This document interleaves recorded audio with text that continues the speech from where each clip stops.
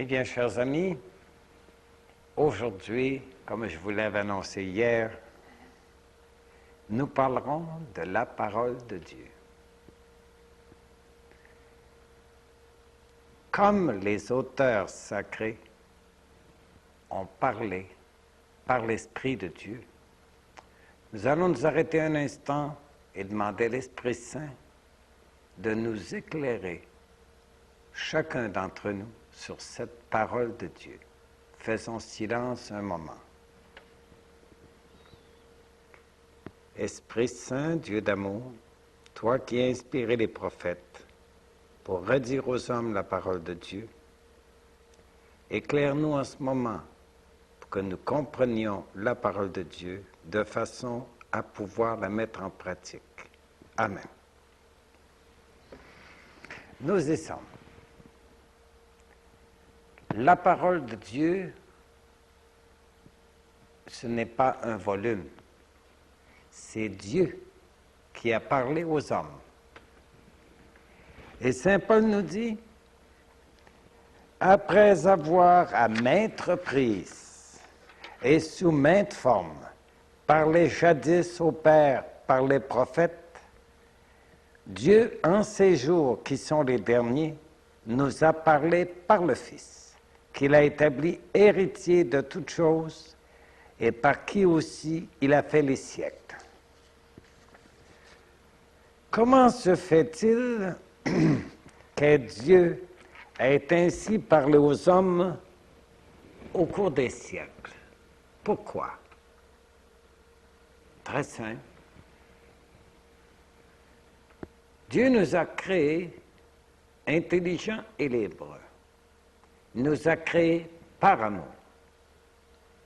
Et nous sommes de petits enfants immensément aimés de Dieu.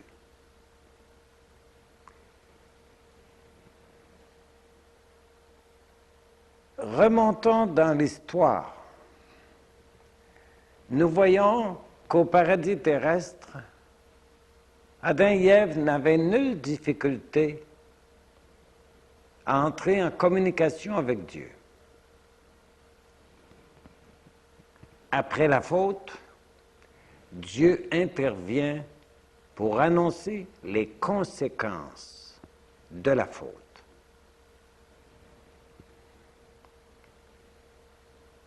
Adam et Ève se sont repentis et Dieu a refait l'alliance avec eux. Ils ont retrouvé la grâce divine, mais là maintenant, à travers des difficultés.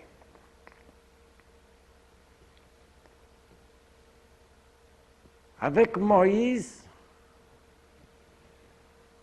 nous voyons que Dieu renouvelle l'alliance, et même avant lui, après le déluge. Dieu renouvelle l'alliance avec Noé. Et vous remarquez que l'alliance de Dieu, elle est toujours éternelle. Ce sont toujours les hommes qui rompent l'alliance. Mais Dieu, lui, ne change pas. Son amour et sa miséricorde sont éternels. Il aime ses enfants, il veut rester en contact avec eux. Il veut leur montrer le chemin du retour vers Dieu. En somme, le chemin du bonheur éternel. Avant la chute, Dieu avait avisé Adam et Ève de ce qui arriverait. Librement, ils ont choisi le mal. Mais Dieu ne les a pas quittés. C'est eux qui se sont séparés de Dieu et de sa parole. Après Noé, les choses commencèrent de nouveau à se gâter. Qu'est-ce qui est arrivé? L'Écriture vous dit que le monde était rempli de corruption et de violence. Conséquence, le déluge est venu tout nettoyer. Ce déluge qui a dû couvrir toute la partie civilisée de ce temps-là, toute la partie corrompue. Après le déluge, Dieu revient avec son alliance. Il la confie à Noé et à sa famille. Après Noé, nous voyons l'alliance avec Abraham, avec Isaac, avec Jacob.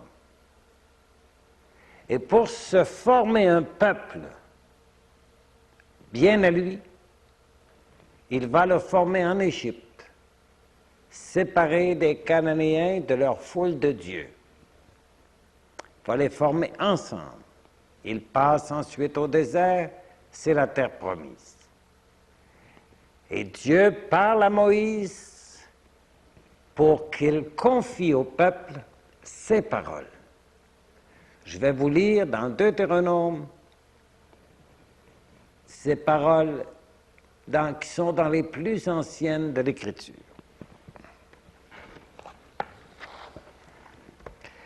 Ces paroles que je vous dis, mettez-les dans votre cœur et dans votre âme. Attachez-les à votre main comme un signe, à votre front comme un bandeau. Enseignez-les à vos fils et répétez-les-leur aussi bien assis dans ta maison que marchant sur la route, couché aussi bien que debout. Tu les écriras sur les poteaux de ta maison et sur tes portes, afin d'avoir de nombreux jours, vous et vos fils, sur la terre que Yahvé a juré à vos pères de leur donner, aussi longtemps que les cieux demeureront au-dessus de la terre. Car si vraiment vous gardez et pratiquez ces commandements que je vous prescris, aimant Yahvé votre Dieu, marchant dans toutes ses voies et vous attachant à lui, Yahvé dépossédera à votre profit toutes ces nations, et vous déposséderez des nations plus grandes et plus puissantes que vous. Voyez, déjà Dieu parle pour indiquer comment les gens doivent garder sa parole dans leur cœur, les mettre en pratique et les enseigner à leurs enfants pour qu'eux aussi soient des fils de Dieu. Continuons. Au jour de l'Exode, Dieu dit à Moïse, « Maintenant, si vous écoutez ma voix et gardez mon alliance, je vous tiendrai pour mon bien propre parmi tous les peuples, car toute la terre est à moi. Je vous tiendrai pour un royaume de prêtres et une nation sainte. » Allons plus loin.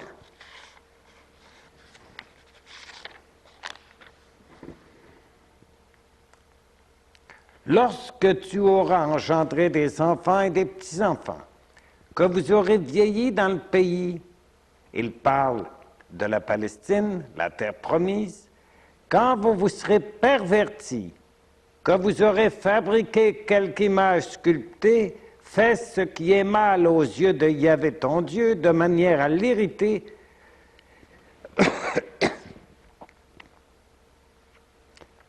je prends aujourd'hui à témoin contre vous les cieux et la terre.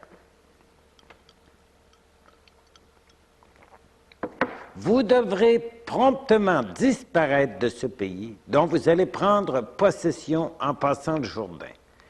Vous n'y prolongerez pas vos jours, car vous serez bel et bien anéantis.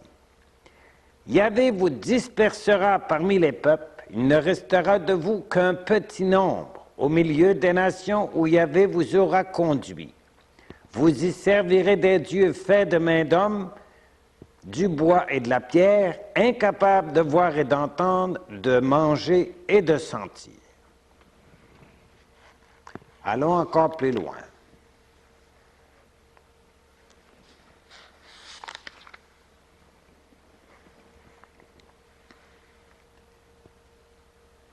Il s'agit du retour de l'exil. Pour avoir négligé, méprisé la parole de Dieu, les Juifs, en 600 avant le Christ, sont partis pour l'exil.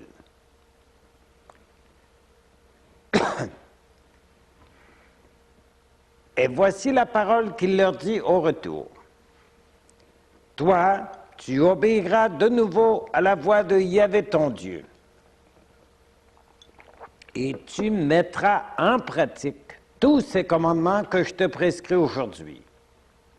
Écoutez bien, Yahvé ton Dieu te rendra prospère en toutes tes entreprises, dans le fruit de tes entrailles, dans le fruit de ton bétail et dans le fruit de ton sol. Car de nouveau, Yahvé prendra plaisir à ton bonheur comme il avait pris plaisir au bonheur de tes pères. Si tu obéis à la voix de Yahvé, ton Dieu, en gardant ses commandements et ses décrets inscrits dans le livre de cette loi, si tu reviens à Yahvé ton Dieu de tout ton cœur et de toute ton âme, car cette loi que je te prescris aujourd'hui n'est pas au-delà de tes moyens, ni hors de ton atteinte. Écoutez bien, elle n'est pas dans les cieux qu'il te faille dire, qui montera pour nous aux cieux, nous la chercher, pour que nous l'entendions, pour la mettre en pratique. Elle n'est pas au-delà des mers qu'il te faille dire, qui ira pour nous au-delà, nous la chercher, pour que nous l'entendions, pour la mettre en pratique. Non, car la parole est tout près de toi, elle est dans ta bouche et dans ton cœur, pour que tu la mettes en pratique. Il y a longtemps que Dieu a parlé aux hommes qu'il aime. Ils sont tombés, il veut les racheter. Il a parlé à Moïse, mais il a parlé maintes fois aussi par les prophètes. Sur le mont Sinaï avec Moïse, la loi et les commandements avaient été donnés avec éclat. Dans la fumée, dans le tremblement de terre, et les Juifs avaient été fort intimidés, tellement qu'ils avaient dit à Moïse, « Dis à Dieu qu'il ne nous parle pas à nous autres mêmes, qu'il te parle à toi, et tu nous répéteras ces paroles. »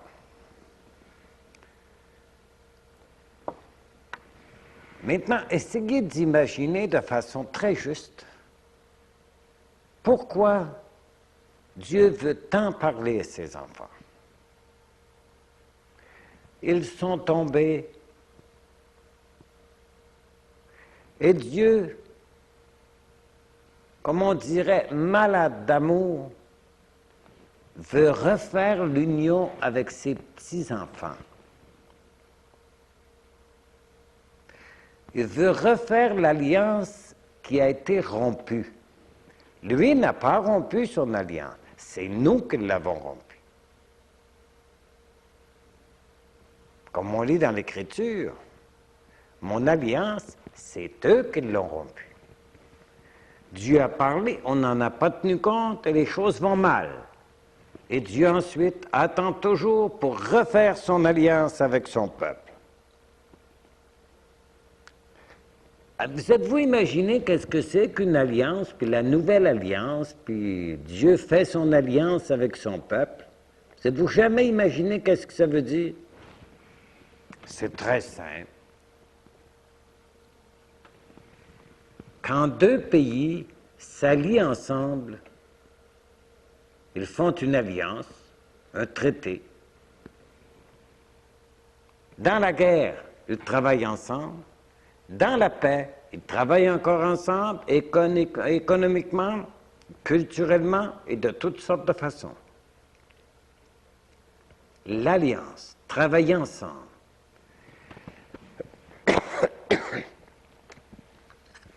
Vous voyez qu'au paradis terrestre, Adam et Ève ont voulu travailler seuls. Avec une suite de raisonnements intelligents et bien faits, ils ont réussi à se démontrer que leur propre plan serait meilleur que le plan de Dieu.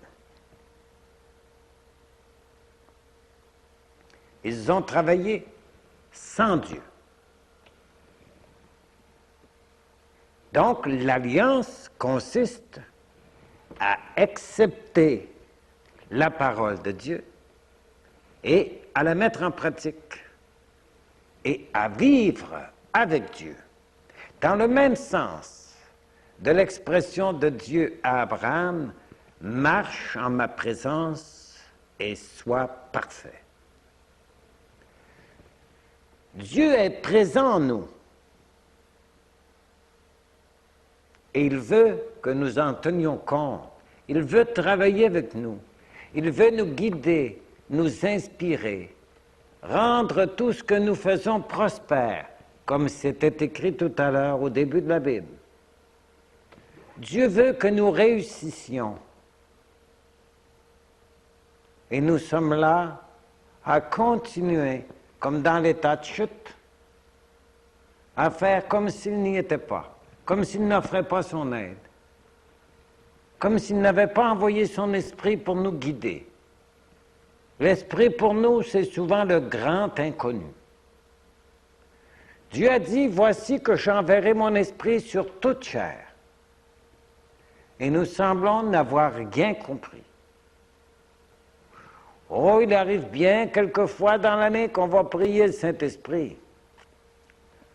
Mais nous ne faisons jamais d'exagération parce que nous ne comprenons pas bien que dans notre état de chuter, nous avons absolument besoin de sa lumière pour découvrir le chemin de retour vers Dieu et pour avoir la force de monter, remonter jusqu'à Dieu.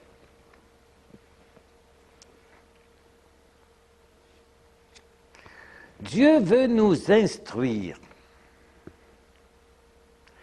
nous éclairer.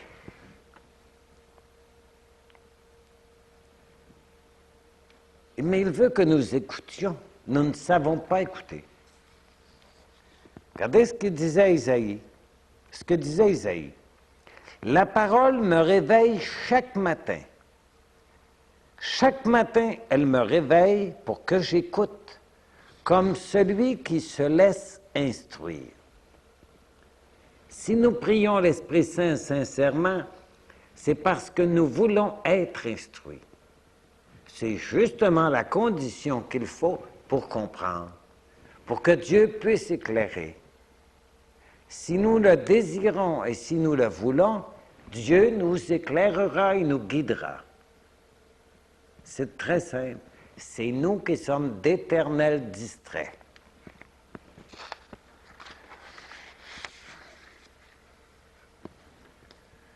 Qu'est-ce que Dieu nous dit dans sa parole? Il veut nous instruire. Nous instruire de quoi? Il vient nous dire comment faire pour retrouver le chemin qui monte jusqu'à Dieu. Nous sommes sortis de Dieu. Nous sommes des étrangers sur la terre. Ce n'est pas notre patrie. Et Dieu veut que nous retournions à notre patrie avec lui dans les demeures éternelles. Et il y a de la place pour tout le monde là-bas. Jésus nous le dit, il y a plusieurs demeures dans la maison de mon Père. Et bien sûr, nous serons récompensés selon nos œuvres, selon le degré de grâce et d'amour de Dieu que nous aurons atteint au jour de la mort. Il ne peut pas en être autrement avec la justice de Dieu. Vous serez récompensés chacun selon vos œuvres. Dieu veut donc nous avertir pour que nous connaissions à la fois sa justice et sa miséricorde. Cette merveilleuse miséricorde qui nous permet de toujours recommencer en oubliant le passé. Comme il dit à Ézéchiel, « Moi, quand je pardonne aux pécheurs, je jette ces péchés en arrière de moi pour ne plus jamais m'en souvenir. » Dieu pardonne pour nous instruire sur le but de notre vie, sur les moyens d'y parvenir. En même temps que Dieu nous indique le chemin pour retourner jusqu'à lui, Il nous indique également qu'est-ce qui va arriver si on ne suit pas le chemin. Il fait la même chose pour nous qu'il a fait pour Adam et Ève. Dieu avait donné le chemin à suivre pour réussir et être heureux éternellement. Il avait indiqué en même temps qu'est-ce qui arriverait si Adam et Ève n'étaient pas d'accord librement à suivre ce chemin. Si vous mangez de ce fruit, vous mourrez certainement. Et c'est ce qui est arrivé. Et à nous, qu'est-ce que Jésus dit? Celui qui croira sera sauvé. Et celui qui ne croit pas, il est déjà condamné. Voyez-vous que c'est exactement la même chose. C'est la même chose qui a été dite au peuple juif. La même chose. Dieu avertit du danger, prévient notre faiblesse en nous instruisant, en nous répétant ces paroles. Vous voyez, la parole, elle est dans ton cœur pour que tu la médites et la mettes en pratique. Pour pouvoir mettre la parole en pratique, il faut que nous l'ayons assimilée. Et ça se fait par la méditation. Réfléchir, et faire silence et écouter Dieu. C'est comme ça qu'on arrive à comprendre la parole de Dieu, mais assez bien comprise pour avoir le courage de la mettre en pratique contre vents et marées.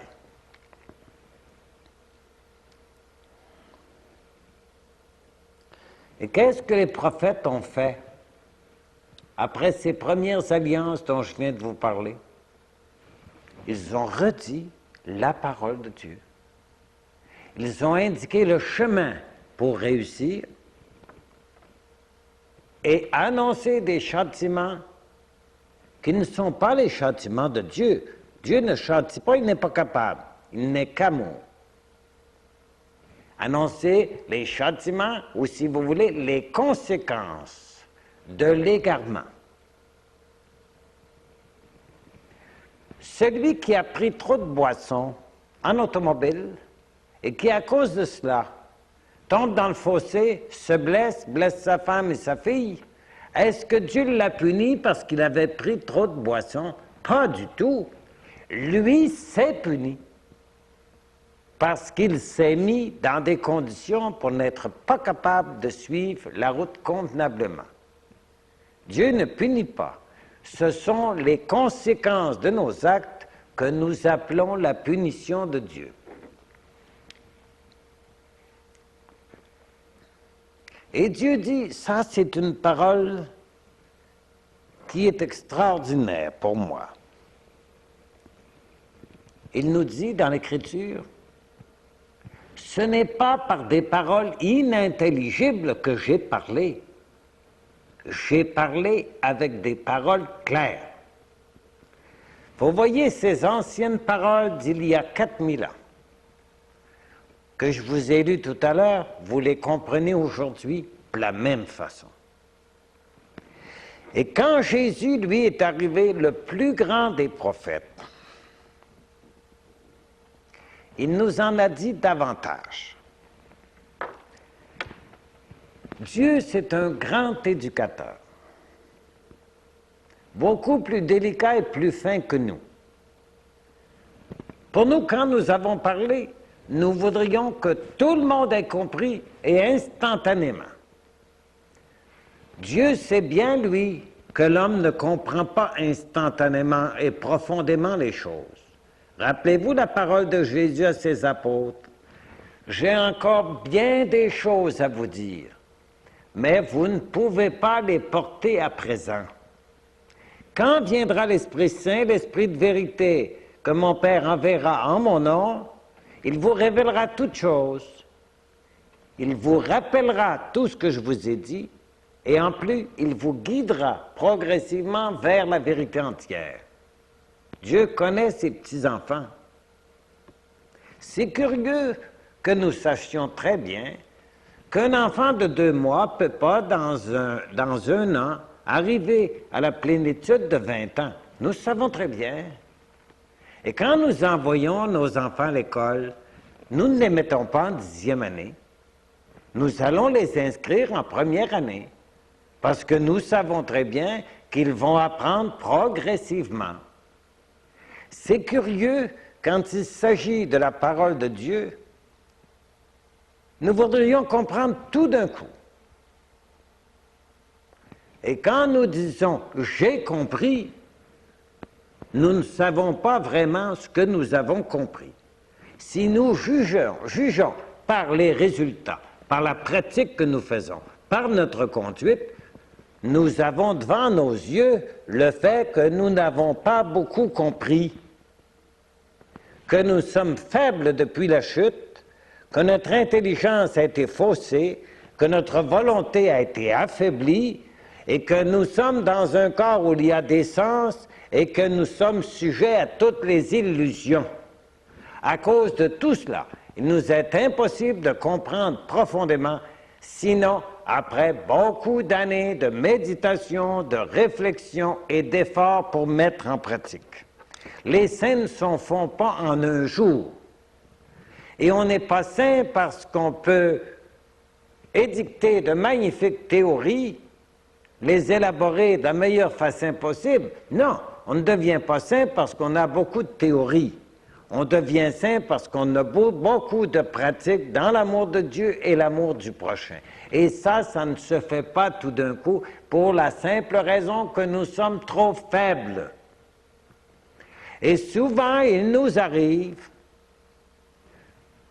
d'être beaucoup plus sévères pour nos faiblesses que Dieu ne l'est. Quand nous continuons à rabâcher les choses passées, nous sommes à côté du chemin. Dieu, lui, il a tout oublié. Et comment se fait-il que nous n'avons pas le courage et l'humilité de dire « je me suis trompé, mais je recommence et je m'en vais tout droit vers Dieu maintenant. » Et c'est tout. Oublier le passé parce que Dieu l'a oublié dans sa miséricorde infinie. Voilà. Dieu est venu nous enseigner sa miséricorde, son amour, sa justice. Il ne faut pas l'oublier. Il est venu nous donner les lois de cette société invisible qu'est l'Église, son royaume. Mon royaume n'est pas de ce monde. Et ce royaume a des lois qu'on ne peut pas forger avec la raison humaine. Dieu les a données parce qu'elles sont d'un autre ordre. Et pour bien les comprendre, nous avons besoin de l'Esprit de Dieu. Ne l'oublions pas. Et Jésus est venu nous en dire davantage, bien davantage. Il est venu, en somme, continuer, approfondir tout ce qui avait été donné dans l'Ancienne Alliance, parce que lui, son alliance éternelle est toujours la même. Il vient, en fait, nous parler comme les prophètes, sauf qu'il en dit davantage. Il nous dit, lui aussi, que la justice nous menace si nous ne voulons pas marcher droit. Rappelez-vous, quand on a demandé à Jésus, lorsque Hérode a fait élever pour Ponce Pilate une tour, la tour de Siloé, elle s'est renversée tout d'un coup et elle a tué 18 hommes. Et on a demandé à Jésus, mais est-ce que ces gens-là étaient vraiment plus méchants que les autres pour qu'ils soient tués de cette façon? Et Jésus répondit, non. Mais vous, si vous ne vous convertissez pas, vous périrez tous de la même façon. Ça fait réfléchir. On lui a posé une autre question. On se souvient aussi que Ponce Pilate avait fait massacrer dans le temple un groupe de jeunes Galiléens Mais est-ce qu'ils étaient plus méchants que les autres? Jésus dit non. Mais si vous ne vous convertissez pas, vous périrez tous de la même façon. Ça fait réfléchir. Dieu ne veut pas de farceurs.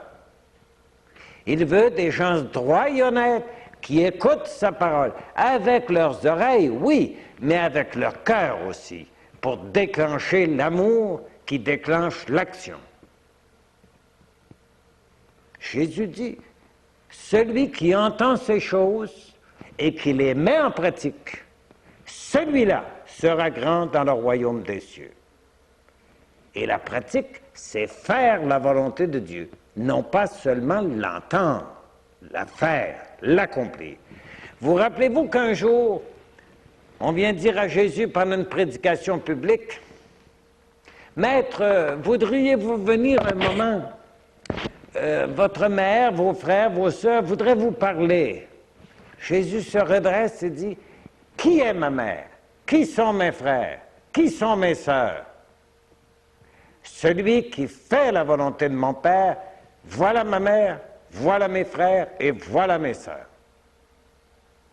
C'était le plus beau compliment que Jésus pouvait, par-dessus la tête de la foule, passer à sa mère et lui dire que si elle avait été grande à ses yeux, ce n'est pas seulement parce qu'elle lui avait donné son corps de chair, mais parce qu'elle avait vécu dans un amour parfait en faisant parfaitement la volonté de Dieu.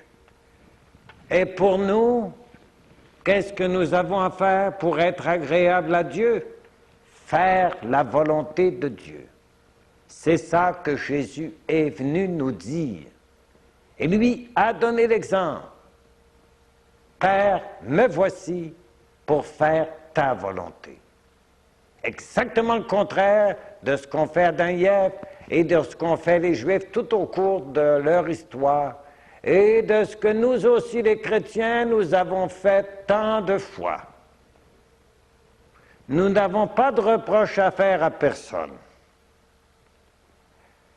Regardez toutes nos guerres, nos chicanes, nos haines dans les familles. Qu'est-ce que nous avons compris du seul commandement que Jésus a donné qui résume tous les autres? Aimez-vous les uns les autres comme je vous ai aimés. Soyez un, comme mon Père et moi, nous sommes un. Qu'est-ce que nous avons compris de tout ça? Qu'est-ce que nous avons médité? Nous passons notre temps à nous critiquer, à critiquer tout le monde qui ne pense pas comme nous.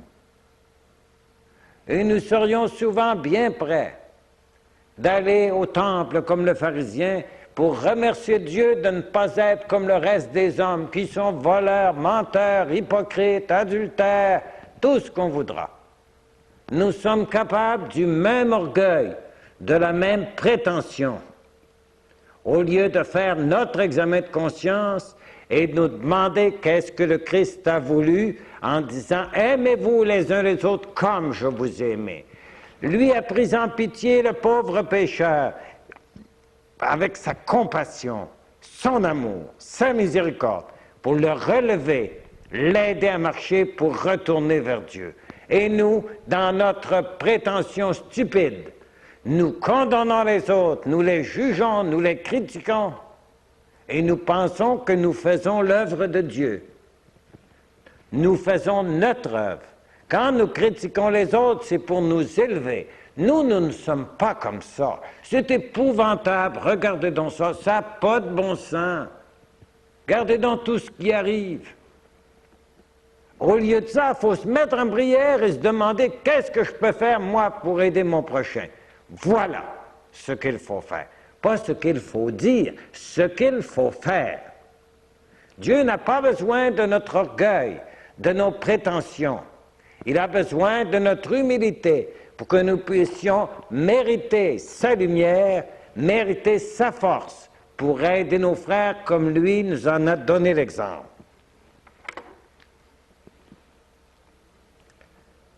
Jésus, il a parlé Je vous ai dit tantôt que Dieu avait dit, ce n'est pas par des paroles inintelligibles que j'ai parlé, mais avec des paroles claires. Regardez comment Jésus a illustré la miséricorde de Dieu avec la parabole de l'enfant prodigue. La parabole, c'est un mode de parler qui permet de manifester quelque chose d'en haut en le manifestant dans des exemples visibles. C'est le principe des anciens sages. Ce qui est en haut est comme ce qui est en bas. Vous voyez là le père de l'enfant prodigue avec son immense bonté, qui reçoit son fils sans lui faire un reproche. Et cela, ça correspond à ce que Dieu disait. Moi, quand je pardonne aux pécheurs, je jette ces péchés en arrière de moi pour ne plus jamais m'en souvenir. Regardez le père avec l'enfant prodigue, qui le reçoit avec un immense amour, avec tendresse, avec compréhension, avec compassion. Et ça, c'est pour illustrer quoi?